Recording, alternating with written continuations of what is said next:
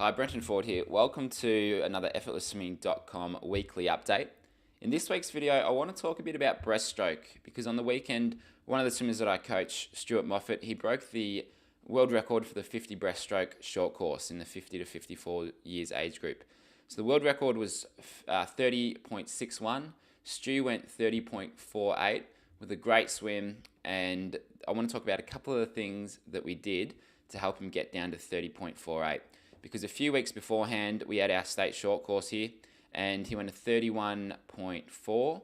So we had about a second to drop off in a couple of weeks' time. So these are some of the things that we worked on to help him get down to that 30.48.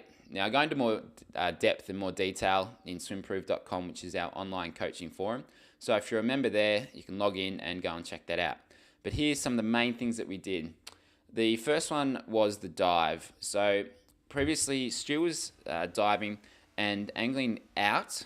So he was diving out forward and then angling his body down a bit too much. So with the new starting blocks where you've got a track pad, you can do more of a start a bit like a runner can.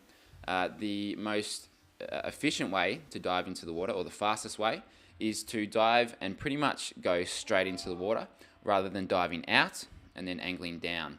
So the way that we changed Stu's start was to move the track pad from level 4 to level 3. So it meant his legs were a little bit closer together, but this worked for Stu. Now, it might not work for you, depends on your flexibility, your height, what kind of start you've got, all those sorts of things. But with Stu, we moved the track pad from 4 to 3, and that helped improve his angle into the water. The second thing, we wanted to make sure that his legs were following his body into the water, because a few times his legs weren't following his body all the way in, which just meant that he wasn't quite as streamlined as he entered the water, which slowed him down and he wasn't getting the distance off the start that he was aiming for. Now, with the distance off the start, we're aiming to get as close to 15 meters as we could, and the way we had to do that was to keep a bit more depth after the split pull in order to get that extra length. So he was coming up a little bit shallow after his split pull, so his body was quite close to the surface after the split pull, so he had to keep a little bit of extra depth. And the way we did that was by applying a bit of pressure, sort of pushing down with his chest in order to keep that depth as he did his split pull. So if you push down on your chest just a little bit, then that will help you keep a little bit deeper off that split pull. And that made Stu get out to about 13 meters with his dive, and it meant he was sort of 1 to 1.5 strokes to the 15 meter mark, which was pretty good for him. So that was about the ideal length off the start that we were aiming for. Now with his stroke, we needed to get a little bit more height with his body, and because Stu's a strong guy, he can muscle his way through the water. But in order to reduce the resistance that his body's creating, we had to get a little bit higher out of the water. So we practiced a couple of drills. Some of those drills are in the Effortless Breaststroke program. So if you've got that, some of the drills are in there.